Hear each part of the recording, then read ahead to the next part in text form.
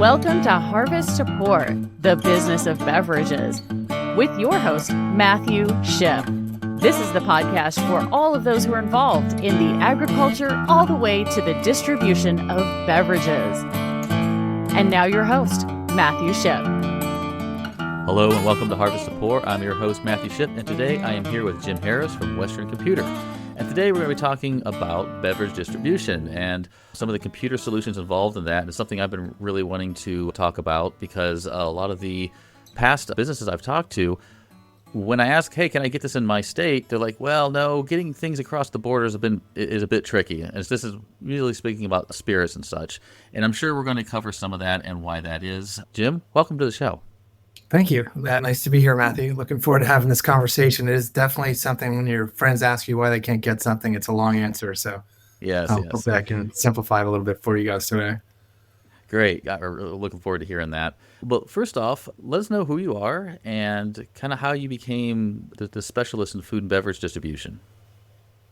Yeah. So, I'm in Nashville, Tennessee, and I went to Vanderbilt and I got my MBA and I met a guy there right at the end of the .com stage. And we really wanted to get into something that we knew was going to grow and have some interest. And we wound up with wine and spirits. We created a business around gathering data and reporting on it for wine and spirit distributors and suppliers. And what happened was we wound up selling that company in 2007. And then I've done a few other things in the distribution space, but I really found that it's a really complicated industry. And that creates a lot of opportunities for smaller players because the bigger guys like a Microsoft or an Oracle, it's too small, it's too niche for them. And so there's a lot of opportunity because every state's different and how it operates to come up with solutions that match the business models of the different distributors and suppliers around the country and creates a nice opportunity. And so I joined Western Computer last year to help with taking our wine trade product, which is done really well on the Microsoft product stack. So there's a lot of slowness to adapt technology in wine and spirits for whatever reason. And so, but the cloud is here and AI is coming. So I'm really happy to be on a team that has a lot of focus on bringing what I think is the best ERP out there on Microsoft to the wine and spirit industry to help them solve some of these challenges they have. All right. And so along the lines of, so my show is called Harvest to Pour, so you're definitely on the pour side. They've made their product, they've marketed it, now people want it, but they got to get it to them. How does some of this specialized software help the businesses that want to start, moving outside of their local region? What are some of those challenges they're running into? Yeah, it starts just buying, right? Because you have products you're importing from overseas. Right now there's tariffs, so that gets complexity. So how do you buy product at a good number in terms of cost? Buy the right amount. There's lead times on importing. We do have some wineries that grow grapes and put it in the bottle too. So from that standpoint, they're harvesting in the fall, trying to predict their demand and where they're going to go and what products they should have and what varietals. So there's a lot of complexity when you're growing a product as well as importing it because you're dealing with the wineries and on the other side or the distilleries. Distilleries obviously have a different, if they're doing white spirits, obviously they can sell it faster. But if it's brown spirits, they're putting it in barrels for multiple years and sometimes even longer, decades to get their product out. So there's a lot of in the background. My focus has really been on the distribution side. Like you said, Matthew, I've really focused on, okay, now you have it in your warehouse. How do you get it?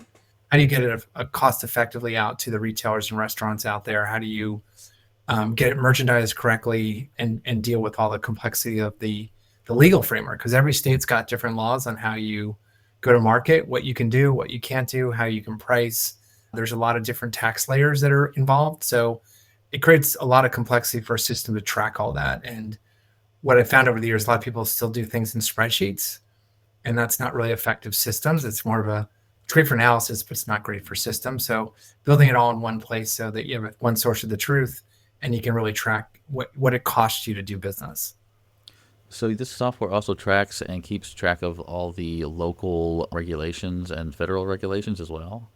Yeah, so there's reports that the state and local authorities require you to send, and we can build those in as standard reports. So at the end of the month, you look at, and a lot of them are tied to gallonage, how many gallons you sold of a specific product and what proof it is. So spirits is a higher generally a higher tax rate than wine or beer, which are lower alcohol percentages. Not sure why they did it by alcohol percent, but that's the way it came out of prohibition. That's where the way they were going to tax it. So yeah, you can build reports out. So I was working recently with an importer that sells a lot of stuff to a big chain and a retail chain, and they're in 20 markets. So they actually every month have to fill out a gallonage report for each one of those states, even if they didn't sell anything that month. Wow. They have to send them something because the state's like trying to keep track of all their taxes. All right. So take us kind of through what's really involved between you have your beverage in the warehouse, your spirit in the warehouse, and somebody buys it. So you have warehouse, the buyer, and then the distribution. What are they running into as far as the challenges, and what are some of the solutions people are looking for to streamline when it comes to doing this? Yeah, great question. There's just way too many products right now. There's so many wines and spirits. It's amazing when I see like a new ready to drink RTD can come out with some rosé or something. It's amazing. The barriers to entry to start in the alcohol beverage space are pretty small. You can blend something, get a co-packer to build it, or buy wine in bulk and put it in a bottle. Like there's lots of ways to do it. The next tier up though, when you want to scale, is really hard because stores only have so many slots on their shelves. So same with retail chains like Kroger and Albertsons, and then on the restaurant side, they have pretty limited menus. And I would say, from what I'm seeing after COVID, a lot of the menus got smaller because they realize, hey, if I'm selling 15 wines, why do I need 50 that I'm carrying? I have cash that's tied up in the back room, holding on to these bottles that I'm selling these other 10 things or 15 things really well. Why do I need to give that big a selection? So I think it's getting harder on the wine side. Spirit still has the back bar, still has the wine list, the well, but yeah, those spaces are really hard to get, and it takes a lot of touches. So it's a very interesting process. So the big brands obviously have distributors that are very well, suited to going to every store in restaurant in the state and getting distribution. The smaller guys usually try to pick off top 200 restaurants, top 50 retailers. They're just trying to get where the traffic is and not concern themselves so much about getting everywhere. And so if you're not trying to get everywhere, we're just trying to get in these specific places. I'm sure tracking all of this is very important to your business, where purchases are coming from, where distribution needs to go to. Is that another piece where the software does help? Oh, totally. Yeah. So for a distributor, when they're sending products out, obviously we're tracking the invoices, the customer's paying, and all those details. But what's really interesting about the wine and spirit business is because if you make a product, you can't sell it directly to the store or restaurant. That was one of the prohibition rules from the 1930s. Distributors share their information of who they sold it to and how much with their suppliers. So a winery can get data on who's buying it, where they're buying it, and how much. It's a double-edged sword. It's great for the winery or the liquor company to know that. The problem is that your distributor, they're coming down and say, hey, it's middle of the month. We're behind on our numbers that we thought we were going to get.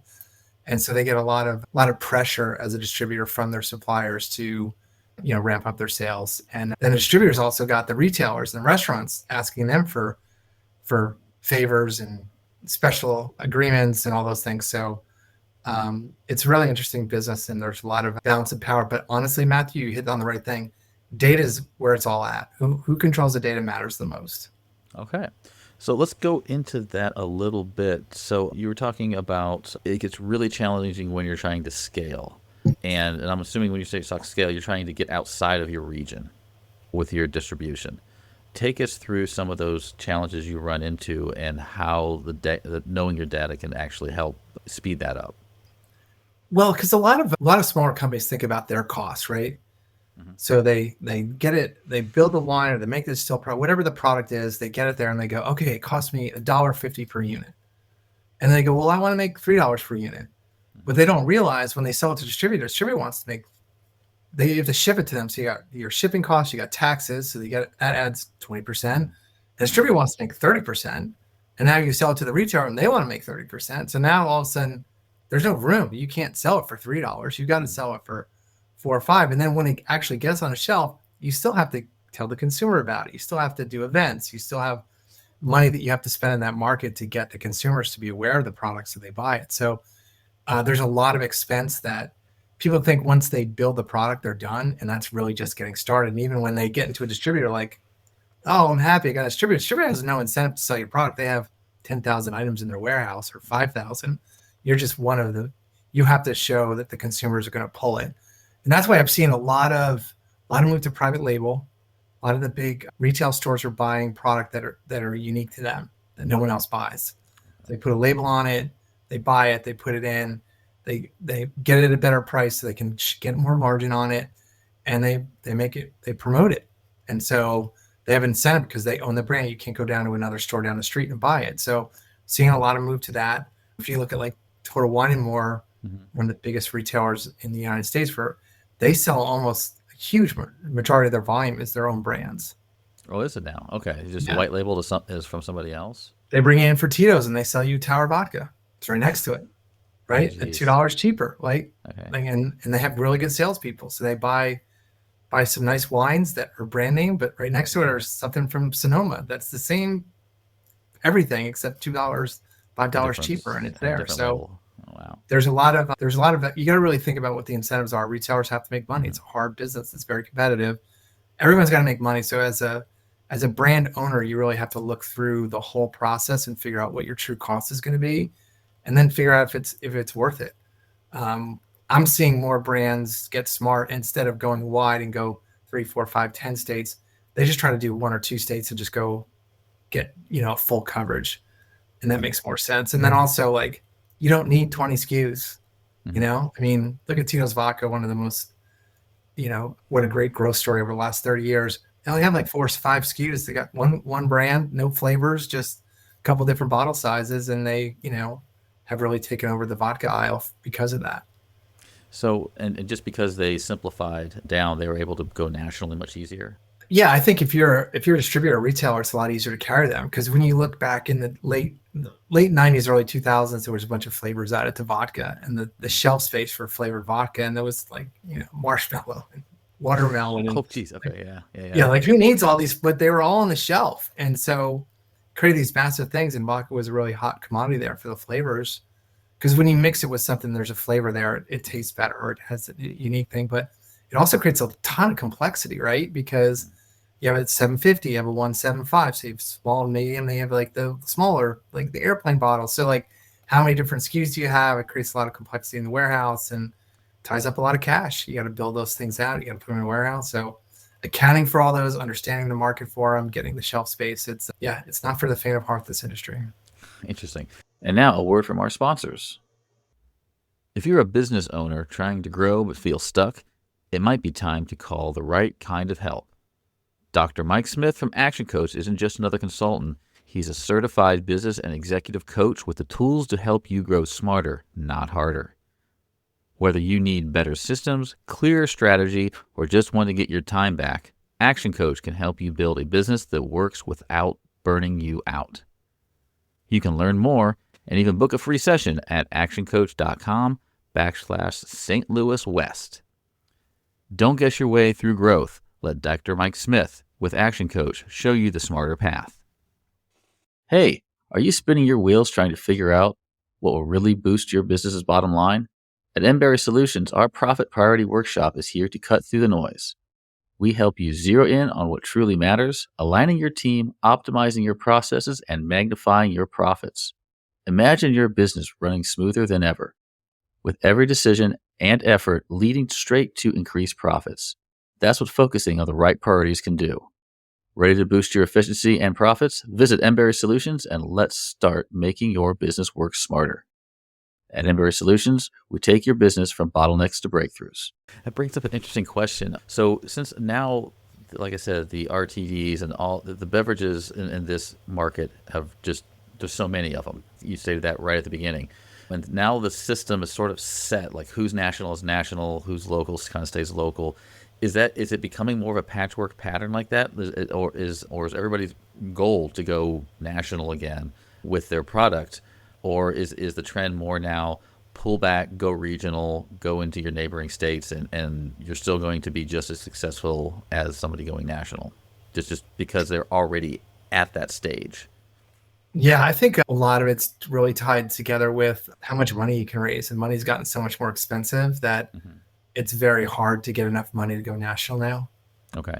I think it makes more sense to grow more organically, put some money into the markets that you can control, put the right feet on the street so that you can get, pulled through by the consumer. So you look at a brand like Surfside, which is not in that many states, but it's one of the top selling RTDs for spirit-based RTD.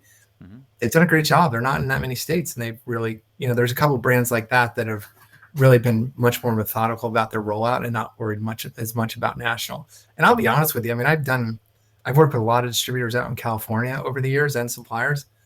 People are like, I got to be in California. It's the biggest market. It's also a really hard market to do business in. It's really expensive. It's enormous in size. Just to get that reach, there's so many complexities to it. Like, you might be better in Ohio or better in Iowa trying to build a brand where you don't have as much competition and the costs aren't as high. So I think people have seen that in places like Texas and Florida. And I'd say New York's pretty tough too, because of the, how dense it is and it's expensive to deliver there. But lots of people doing it. A lot of people are making some decent money on it, and it's going to keep changing. That's for sure. Interesting.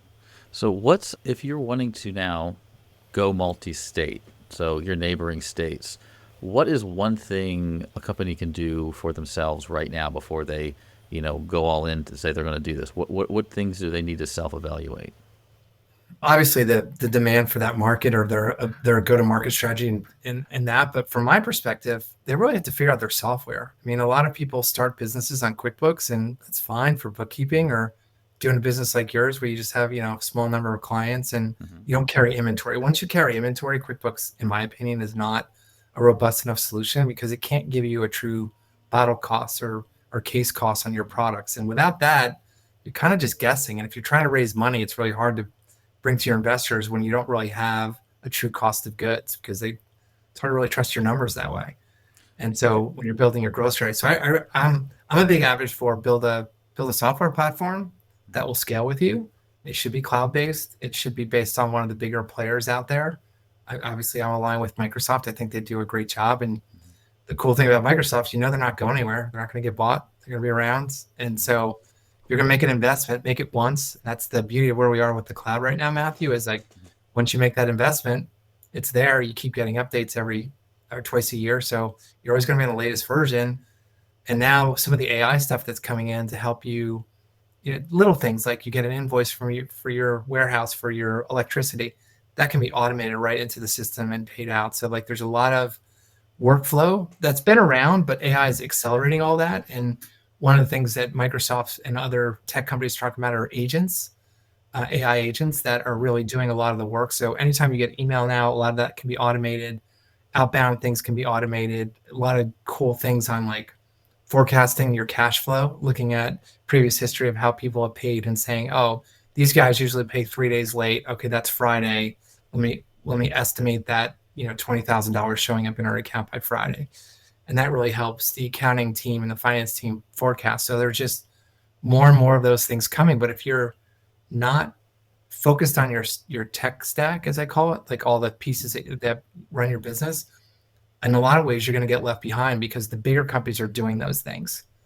And the ones that start have a bigger advantage because if they just started on one of the more modern tools without all the history of the older tools, they can really go far. So really understanding your customers in terms of they call CRM software, understanding who they are and how it integrates, but having that integrate right back into the system so you can get people's contact information. So if they have a delivery that's delayed, you can contact the right person, or if it's time for them to order, you can reach out in a way that tells them about a product or a new launch or something that they would like to reorder. All those things are available now, and they can be more integrated. So, I'd say before you expand, really take a step back and see if your software is going to scale the way you need it to, so that you can really get the benefits of that, and also reduce a lot of the manual work that your team has to do, so they can focus more on the customer side and serving those customers.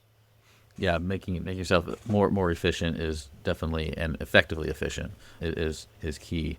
Now take us through, this was a great segue. You were talking about people using QuickBooks or their Excel spreadsheets. How do you step into a software like yours without getting immediately overwhelmed? Like what needs to be, can you turn things on slowly as need? Like at what level, do you want to start how deep do you want to start using AI in your system? Kind of take us how you would kind of transition over that and kind of grow, scale with it, grow into it. Yeah, I mean, we really recommend a phased approach. Okay. Take what you have now, make sure the current system can do that and maybe a little more. Mm-hmm. And maybe because your current system can't, fill some of the gaps. Let's say it can't automate your tax reporting out. So you have forms that are automatically sent. So you don't have to spend 6 hours. I was talking to a guy, they take it 6 hours every month, just getting all his forms ready, getting all the data manipulated in. Like, those are not value-added tasks. And if you can automate that, so you do that in phase one. But then phase two, maybe you look at, all right, I have a warehouse. I still pick with paper. Okay, well, maybe phase two, we go, all right, let's automate that where they can scan. So the people walking around the warehouse, building the pallets that are going to go on the truck, can scan the item, tie it to the invoice, and do that. Maybe you get your driver some software to help them with directions, getting signatures, taking pictures of damaged product, collecting money. Those are easy things to do if they're out there. Like, so doing a phased approach and figuring out what your return on investment is going to be on each of those phases, I think is important. And the biggest thing, Matthew, find somebody who's already done it before. I mean, I've seen so many people make the mistake of like, I know this guy and I think he can do it. And then a year, 2 years, 3 years later, they're still limping along.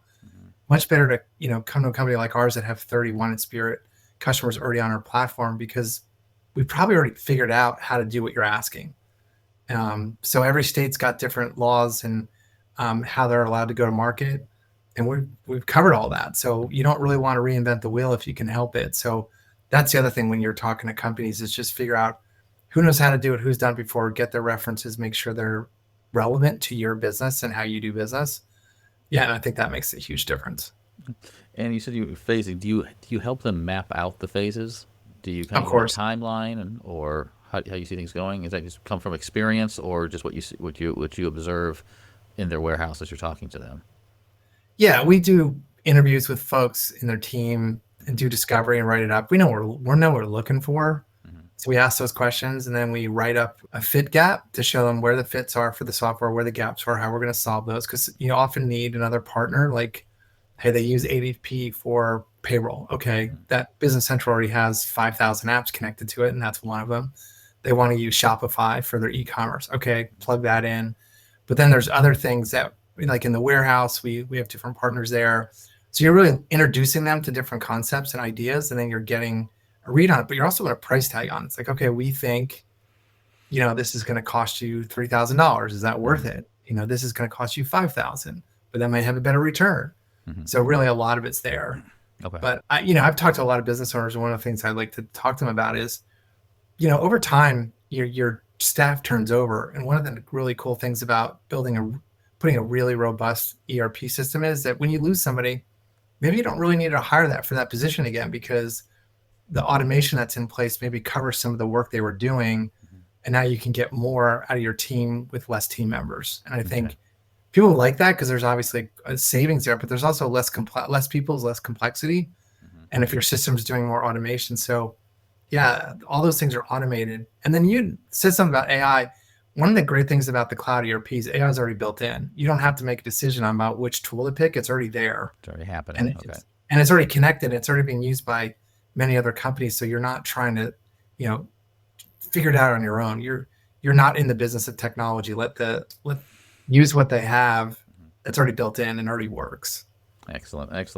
All right, so I got a couple more questions. This one's kind of a fun one. You've been in the beverage industry distribution. You've seen a lot of warehouses and places where different companies you mentioned. What is your favorite beverage?